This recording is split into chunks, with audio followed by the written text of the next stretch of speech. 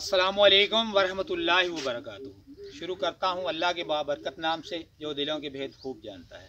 अल Syed agro farm Chichawatni. नाजरीन, मैं खैरियत से हूँ और आपकी खैरियत खुदावंद करीम की बारगाह में नेक चाहता हूँ। नाजरीन, आज की हमारी जो वीडियो है, हमारे यूट्यूब पे चैनल है, कमेंट आता है तो दोस्त हमसे पूछते हैं, जमींदार भाई हमसे पूछते हैं आपने खुराक में क्या दिया आपने। तो खुराक में हमने मैग्नीशियम सल्फेट जो है वो 1 बोरी डाली है और अमोनियम सल्फेट हमने 2 बोरी डाली है और SOP जो है हमने वो 3 बोरी डाली है। 1 बोरी हमने यूरिया की डाली है और कैन ग्वारा हमने 4 बोरी डाली है इसमें। और वेस्ट डिकम्पोज जो है वो हमने हर पानी के साथ हम फ्लड करते हैं। वेस्ट डिकम्पोज के मुतालिक हमने आपको बताया था कि हम कैसे तैयार करते हैं। वेस्ट डिकम्पोज 10 किलो गुड़ उसमें डालने हैं हमने, 5 किलो खल डालनी है, 2 किलो बेसन डालना है और मिट्टी जो है पुराने बोर्ड की मिट्टी जो होती है वो तकरीबन 1.5 किलो डालनी है और नीम के पत्ते हैं आपने सुखा लेने हैं, उसको मसल के डालना है। 2 किलो DAP डालनी है और अंडे के छिलके आपने ले लेने हैं। अंडे के छिलके आपने सुखा लेने हैं, उनका पाउडर बना के उसका वो डालना है आपने। तकरीबन वो पाउडर कम से कम 2 किलो हो। और केले के छिलके हैं आपने ले लेने हैं 5 किलो। फिर आपको उसको सुखाएं और उसका भी आपने पाउडर बनाना है। पाउडर बना के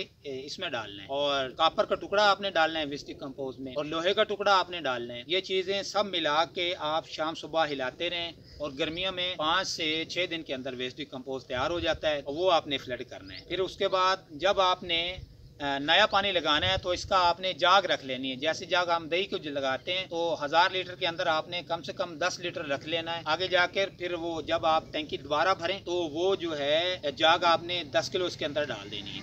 तो फिर दोबारा आप हिलाते रहेंगे तो वो वेस्ट डिकम्पोज तैयार हो जाएगा।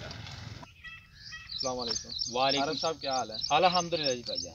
जैसे कि सर आगे जून का महीना आने वाला है जी, आप फसल की तैयारी में क्या क्या करेंगे?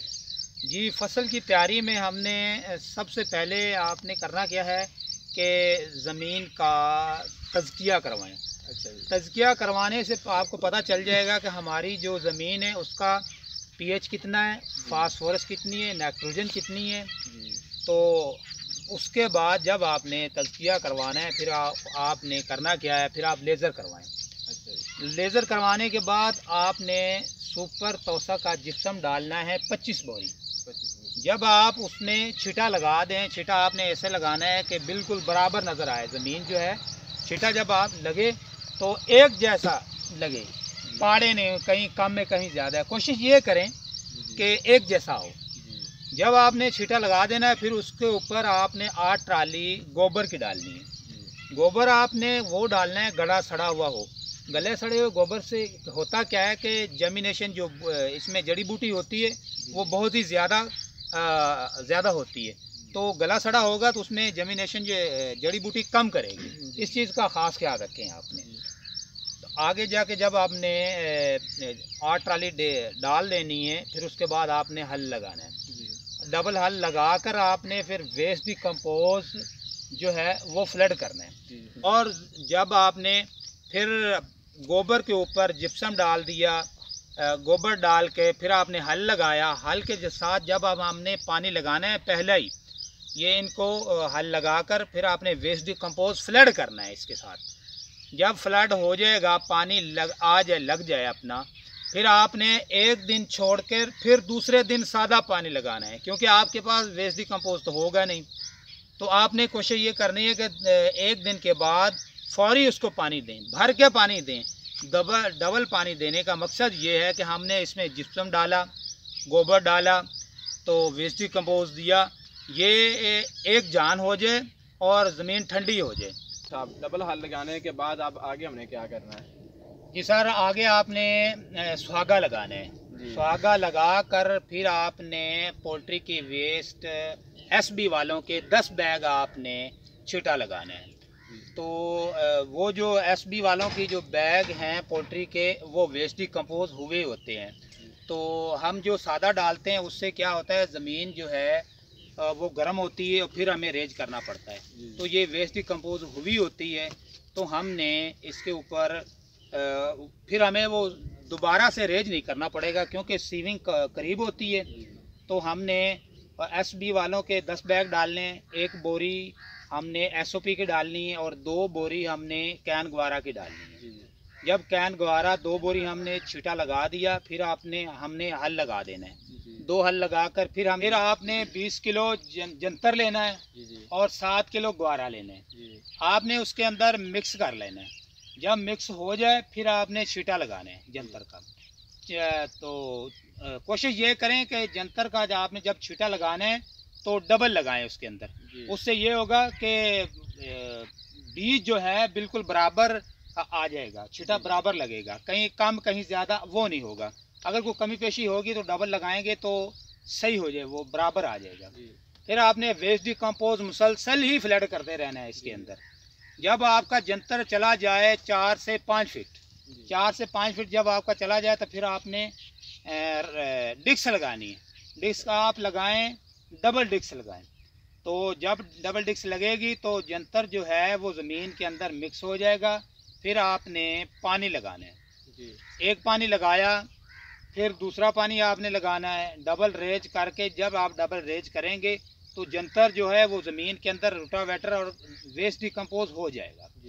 जब आप वेस्ट डिकम्पोज हो जाए तो फिर आपने चीज़ल लगाना है। चीज़ल लगाकर फिर आपने जब चीज़ल लग जाए फिर आपने स्वागा लगाना है। स्वागा लगाकर फिर मुसलसल आप वक्फे बा वक्फे से हल लगाते रहें। तो वक्फे बा वक्फे से हल लगाते रहेंगे, ज़मीन को यानी छोड़ना नहीं, फारिग नहीं छोड़ना। तो तकरीबन सीविंग से 1 माह पहले आपने करना क्या है, फिर आपने रेज करना है ज़मीन को। जब रेज हो जाएगी फिर आपने हल लगाना है। हल लगाकर आपने 3 हल लगाएं, 3 हल लगा लें, 4 हल लगा लें। आगे जाकर हमने ये देखना है कि आया हमने सीविंग कब करनी है। तो आपने जब ज़मीन की तैयारी बेड बनाने हैं तो रात के टाइम आपने हल लगाने हैं। और ये इस चीज़ का ख़ास ख्याल रखें कि दिन के टाइम उन दिनों में गर्मी होती है, तो हल जो आपने लगाने हैं वो रात को लगाना है। रात को ज़मीन की तैयारी करें, रात को ही बेड लगाएं, बेड बनाएं। जब ज़मीन के बेड बन जाएं तो फिर आपने सीविंग करनी है। तो जितने बेड आपने बीज बोना है उतने ही बेडों के ऊपर आपने पराली डालनी है। पराली डालकर फौरी जितना आपका सीविंग हो जाए, जितना बीज आपका लग जाए, आपने फौरी ही पानी देना है। और पानी आपने इस हिसाब से देना है कि आपका जो बेड है वो दोनों तरफ से भीग जाए, नमी दोनों तरफ से एक जैसी हो जाए। तो इस चीज़ का ख़ास ख्याल रखें कि हमने सीविंग के टाइम पानी बराबर डालना है। जी नाजरीन, तो ये थी हमारी ज़मीन की तैयारी। इन चीज़ों का ख़ास ख्याल रखें तो इंशाल्लाह इससे आपको बहुत फ़ायदा होगा।